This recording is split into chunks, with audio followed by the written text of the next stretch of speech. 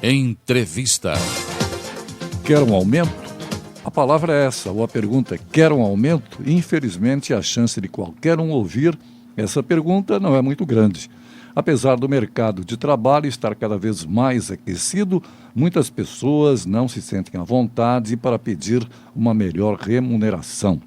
Para passar algumas dicas nesse sentido, nós convidamos o psicólogo e consultor Sidney Borer de Aguiar. Sidney, prazer em tê-lo aqui. Prazer. Você concorda que uma das questões para se sentir realizado no ambiente de trabalho é a remuneração justa? Bom dia. Bom dia. Eu acredito que o primeiro relacionamento da empresa com o funcionário se faz através da definição de salário, né?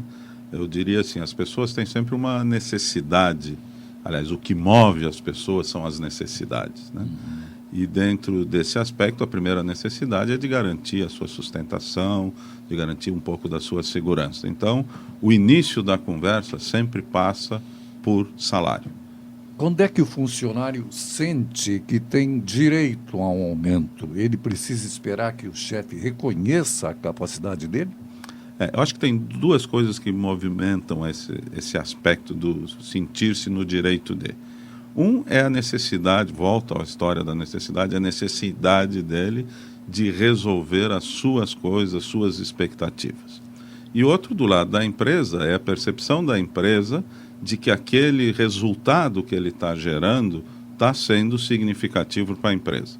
Eu acho que quando essas duas coisas se aliam, essa percepção da empresa de que o funcionário está trazendo alguma coisa a mais dentro da organização e ele, por sua vez, necessita de alguma coisa a mais, quando essas duas coisas se aliam, o momento está gerado para surgir essa oportunidade de aumento de salário. Eu lembro de um tempo em que recursos humanos eram duas palavras que as pessoas não usavam no vocabulário numa fábrica, numa loja, enfim, num local de trabalho. Era o departamento de pessoal e olha lá, mais tempo atrás ainda, era o guarda-livros, que era o contador.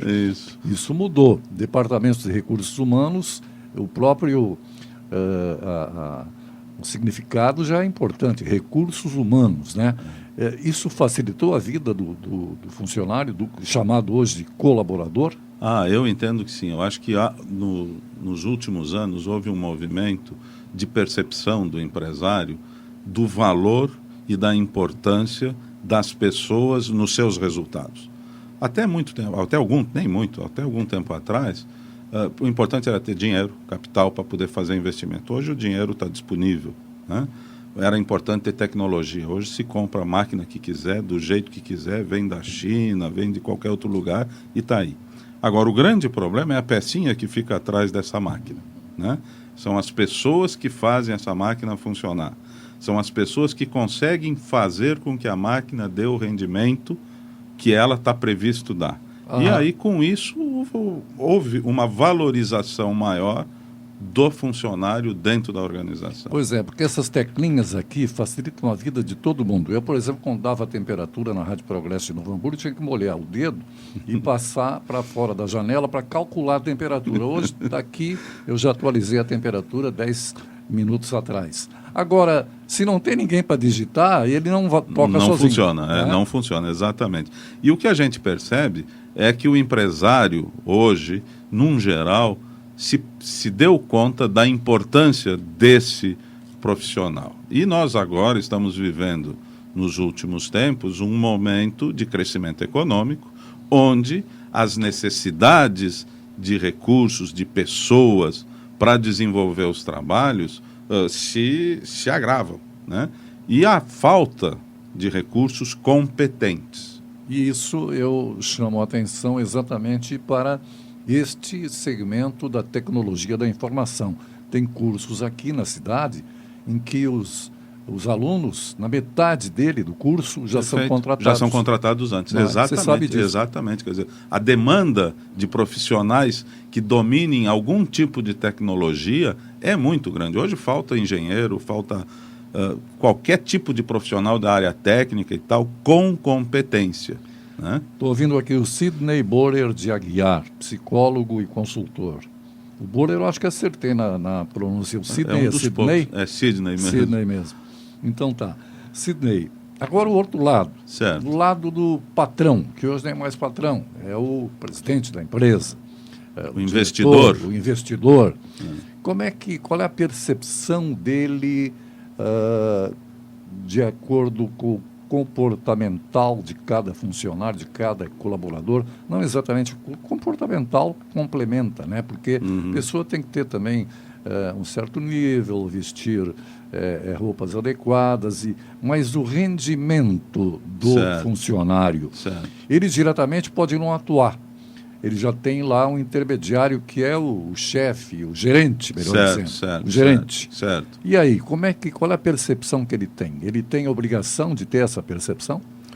Eu acho que a última linha do balanço sempre faz com que ele dê uma olhadinha nessa situação toda.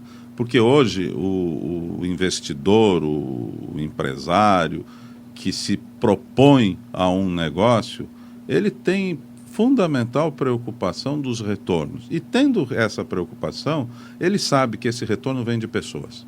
Então ele não pode deixar de ver como é que está a relação dos gestores dele junto aos funcionários. Então essa atenção aos recursos, às pessoas, né, faz com que o investidor tenha a obrigação, eu diria até, de olhar, de observar e de acompanhar o movimento dos seus gestores. E tem instrumentos hoje que as empresas, a maioria das empresas adota, que justamente existem para garantir que o pensamento do investidor, enquanto resultado, enquanto forma de conseguir esse resultado, seja seguido pelos seus gestores. Dentro de uma mesma empresa, com um grande número de profissionais, como se destacar entre tantos colegas de trabalho? O funcionário, como é que ele sugere, ele opina, ele simplesmente obedece, faz da maneira como lhe é indicado, solicitado, ou ele tem que ter criatividade? Bom, para ganhar aumento. Para ganhar aumento. Eu entendo o seguinte: aquela pessoa que está identificada com a sua empresa, aquela pessoa cujos seus objetivos estão sendo, de alguma forma, atingidos pelo trabalho que ele tem dentro da empresa, naturalmente tem um senso de cuidado com o que faz maior. Ainda há pouco eu estava comentando sobre a importância, né, da chefia de perceber e de entender o que pensa e o conhecimento do funcionário. As grandes soluções das empresas, normalmente, no trabalho de consultoria que a gente faz, normalmente estão na mão dos operadores. Eles que estão no dia a dia com as soluções na mão. E saber mostrar essa solução, essa percepção que ele tem no dia a dia de trabalho dele, de que determinada tarefa, que determinado trabalho pode ser feito de uma forma diferente, com mais economia, com menos desperdício, com menos cansaço para ele, com certeza é um ponto relevante para chamar atenção sobre ele. Então, estar atento ao que eu faço e, de certa forma, mostrar que eu tenho uma solução melhor para aquilo que eu faço para a chefia, é o grande ponto de destaque. Em 10 mil, todos que fazem isso se destacam. Sidney, o professor Fábio Souza Lopes de Matos, economista, que ele antecedeu aqui, foi a primeira entrevista entre 9h30 e 10, falando da economia mundial, os americanos se safando, praticamente, não totalmente, mas amortizando um pouco a crise deles lá. Ele destacou que a China, o Brasil é um dos 10, mas a China é o primeiro, é o país...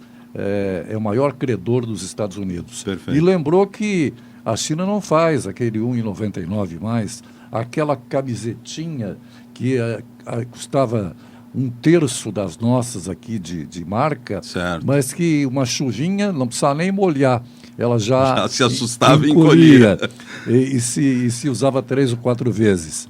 Só que ele destacou que cada vez mais a China está produzindo produtos com boa qualidade, superior a de muitos países, não é? E eu pergunto, Mas não era lá um mercado de trabalho escravo, em que cada chinês trabalhava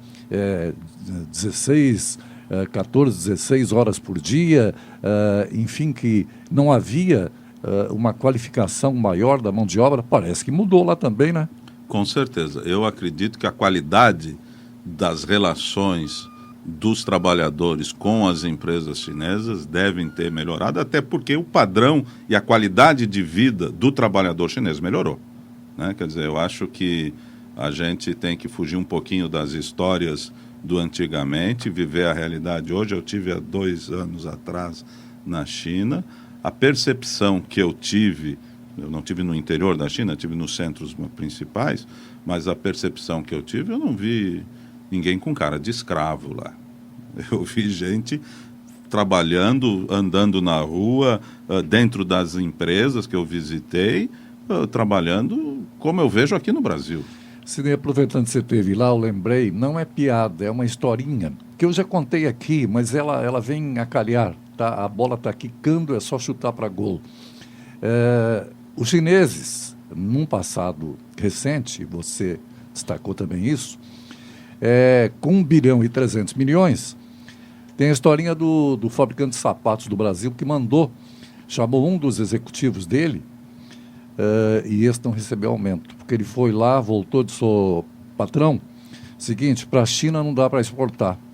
Tem 1 bilhão e 300 milhões lá, mas eles não usam sapato. Aí ele chamou o outro, que teve aumento na volta, foi lá e voltou: patrão, vamos vender uma barbaridade. Tem 1 bilhão e 300 milhões de chineses e eles ainda não têm sapato. Essa é a diferença. Exatamente, essa é a grande diferença do bom profissional, né? Aquele que se destaca e que vê na diversidade uma oportunidade, né? Eu acho que esse é o cuidado que um funcionário tem que ter se ele quer crescer dentro da organização. Para crescer dentro da organização, permanecer anos na mesma empresa ou aproveitar as oportunidades? O mercado é aquecido para buscar novas experiências. Como é que ele faz? Olha, eu particularmente entendo que o tempo de permanecer anos dentro de uma organização já se foi, né? Eu acho que hoje em dia as pessoas têm que buscar sempre novos desafios e enriquecer as suas experiências. Nesse sentido, eu entendo que enquanto a empresa estiver gerando desafios e oportunidades de crescimento, de novas experiências, de novos resultados, é o tempo de se ficar na organização. Quando a empresa me torna paisagem, objeto de paisagem, de decoração dentro dela, bom, aí eu tenho que repensar o que eu estou fazendo aqui. Depende de atitudes, então, né? Fundamentalmente de atitudes. Investir na carreira, aprimorar a capacitação profissional, é importante, né? Fundamental. Eu acho que hoje nós estamos vivendo, e não sou eu que estou dizendo, todo mundo já diz, o que se chama de apagão de talentos, né? Há muito tempo o Brasil não investe, não tem um programa sério de desenvolvimento profissional. Eu até, esses tempos, fazendo uma pesquisa, observei, existiram 2 momentos em que o governo brasileiro fez, em associação com o empresário, eu acho que é importante dizer isso, em associação com o empresário, fez alguma coisa em termos de desenvolvimento de mão de obra. A primeira vez foi na época do Getúlio Vargas, quando se criou o Sistema S, que está aí hoje, Senai, Sesc e tal, que entregou para a Confederação da Indústria gerir e que está fazendo um belo trabalho, excelentes atividades, mas que é hoje muito pouco para a necessidade de desenvolvimento dos profissionais que as indústrias precisam. Um segundo momento foi ainda na época dos militares, que surgiu aquela lei 6297, em que a empresa tinha um benefício fiscal em todo o investimento que fizesse na formação da sua mão de obra. Isso, na época do boom do Delfim, daquela coisa toda, foi suficiente para dar uma certa sustentabilidade de qualidade de capacitação de mão de obra. Essa lei se não me engano, em 90 ou qualquer coisa assim, nessa década de 90, deixou de vigorar E de lá para cá não se fez nenhuma iniciativa em conjunto, governo e empresário diretamente, para que se desenvolvesse mão de obra. Então, esse é um lado. Acho que tem um segundo lado, que é o nosso investimento governamental, ou enfim, de país, né? Eu não vou botar só a culpa no governo, eu acho que de país, porque se nós nos mobilizássemos, talvez isso não fosse assim, que nós não temos uma formação básica suficientemente adequada, necessária e inteligente que forme a nossa juventude, que forme os nossos profissionais. Eu posso dar de exemplo, quando se fala em investimento e resultado, falando na China mesmo, até 15 anos atrás, a China em educação, não sei se equiparava ao Brasil, no que se refere à formação de mão de obra. Hoje a China tem, no ranking das 100 maiores universidades do mundo, 10 são chinesas. Nesse mesmo período não tem nenhuma brasileira.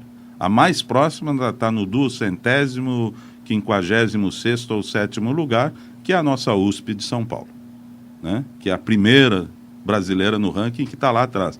Quer dizer, tudo isso gera necessariamente a nossa falta de mão de obra é resultado disso, de falta de investimento, falta de educação e falta de ação direta na formação de mão.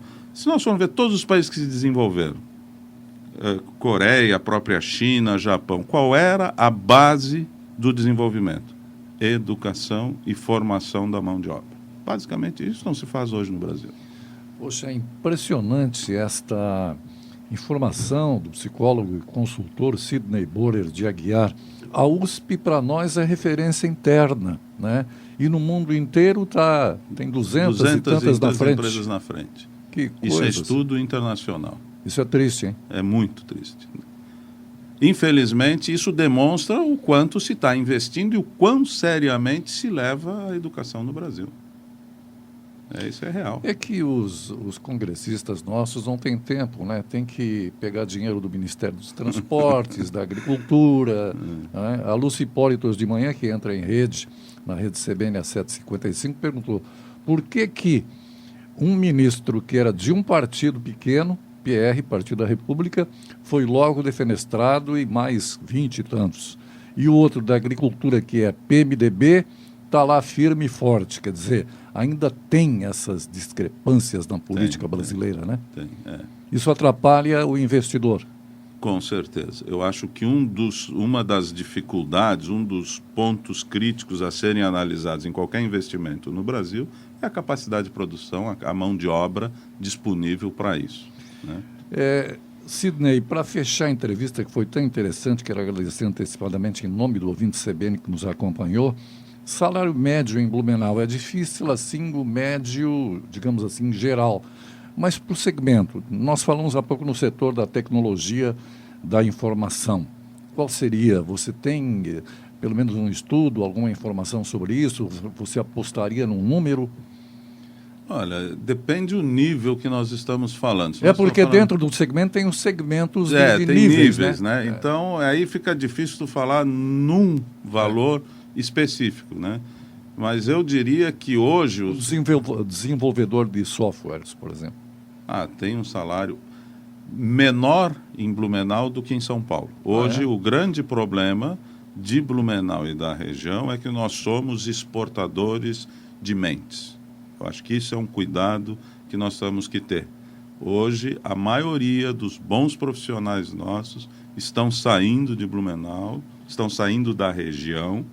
Esses tempos eu li até um estudo feito em Florianópolis sobre profissionais de informática, que até bem pouco tempo era uma área que estava razoavelmente abastecida, que a deficiência de mão de obra, a falta de mão de obra é alarmante. Eu tenho os números assim agora de cabeça, não quero dizer porque eu não lembro, mas eram significativos. Foi um estudo feito no final do ano passado, junto às empresas, as necessidades astronômicas. E nós somos formadores de mão de obra nessa área, só que exportando. Até porque aqui é um dos 3 polos, né? Aqui, exatamente. Aqui, Joinville e Florianópolis. E Florianópolis, exatamente. Sidney, a pergunta final, já fiz e repito. pedir aumento, o funcionário, ou esperar que o patrão chegue, olha, estou vendo aí você melhorando muito e no mês que vem ou no fim do mês agora você vai ter uma surpresa na sua folha de pagamento, vai ter aumento. Dá para esperar ou tem que mostrar serviço e cobrar? Eu entendo que a gente tem que mostrar serviço, né? Eu acho que nós temos que fazer um pouquinho o aspecto da galinha, né? Botar o ovo e cantar, né? Se a gente não for visto e reconhecido, bom, então aí vamos procurar alguma outra coisa. Porque a pata, né, põe exatamente. o ovo maior e não canta. E não canta, e não leva nada, né? E a galinha sempre ganha mais milho, né? Sidney, muito obrigado. Viu? Valeu. Um abraço. Obrigado. Eu vi o consultor, psicólogo, Sidney Borer de Aguiar aqui na CBN. Mercado de trabalho, dicas importantes para quem quer aumentar a sua produtividade e, consequentemente, ganhar mais no fim do mês.